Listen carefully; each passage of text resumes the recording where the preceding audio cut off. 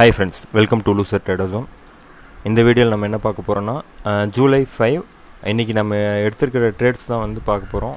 Sensex எக்ஸ்பிரேயில் இன்றைக்கி நம்ம வந்து 9:48க்கு இந்த கேண்டில் வந்து நான் ஒரு ரீடெஸ்ட்டில் ட்ரேட் எடுக்கலான்னு பார்த்தேன். கால் ஆப்ஷனு 140 வந்து 2 லாட் போட்டிருந்தேன். அதுக்கப்புறம் வந்து கீழே வந்துக்கிட்டே இருந்தது. ஸோ மொத்தம் 6 லாட் வந்து ஆவரேஜ் பண்ணேன் 100 வரையும்.